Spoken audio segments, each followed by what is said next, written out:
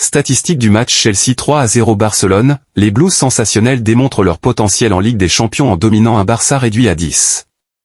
Ces 2 derniers mois, Chelsea a laissé entendre que sa victoire à la Coupe du Monde des clubs de la FIFA cet été revêtait une importance particulière. Et quelle que soit l'importance que l'on puisse accorder à ce trophée, après cette victoire sensationnelle contre Barcelone sur la plus grande scène, il n'y a vraiment aucun doute sur la force redoutable que représente cette équipe. Pour leur première rencontre face aux géants espagnols depuis leur défaite 3-0 en mars 2018, Chelsea a renversé la situation et a livré une prestation des plus convaincantes, comme on en voit rarement à ce niveau. Le début de match fut frénétique.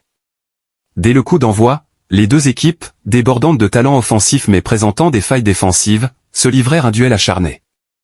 Les locaux ont cru ouvrir le score après seulement 5 minutes, mais le but d'Enzo Fernandez a été refusé pour une main de Wesley Fofana. Quelques secondes plus tard, Chelsea a frôlé la catastrophe lorsque Ferran Torres a manqué le cadre à bout portant, alors que le but semblait plus facile à marquer. Ce fut la seule véritable occasion franche du Barça pour Chelsea. À la 25e minute, Fernandez semblait de nouveau au fond des filets, mais son but fut refusé une seconde fois, cette fois-ci par le drapeau de l'arbitre assistant. Chelsea était déchaîné et sentait le sang couler. Il ne fallut pas longtemps avant qu'il n'inscrive enfin un but décisif. Un corner court fut joué vers Marc Cucurella, qui centra depuis la ligne de touche. Torres et Jules Koundé manquèrent leur dégagement, et le ballon finit dans leur propre filet.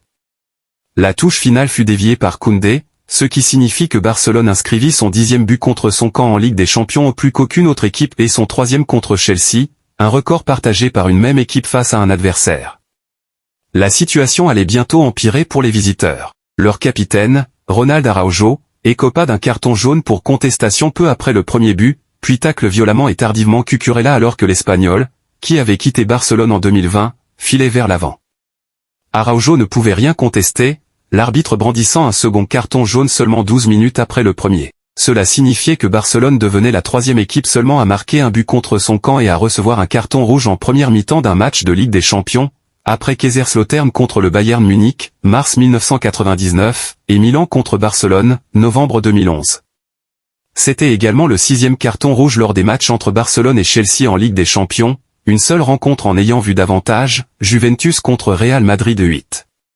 À la mi-temps, l'entraîneur du Barça, Hansi Flick, a fait entrer Marcus Rashford pour tenter de renverser la vapeur, mais les locaux n'étaient pas prêts à relâcher la pression. Ils ont pressé et attaqué sans relâcher, réduits à 10, les Barcelonais n'ont tout simplement pas pu rivaliser.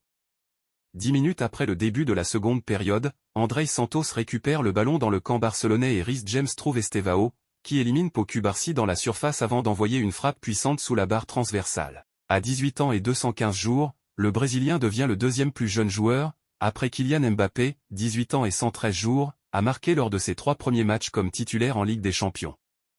Plus tard, Liam Delap scella la victoire avec son premier but en Ligue des Champions. 7 ans après une défaite 3-0 face au FC Barcelone de Lionel Messi, Chelsea s'est imposé sur le même score, mais aurait pu être bien plus lourd.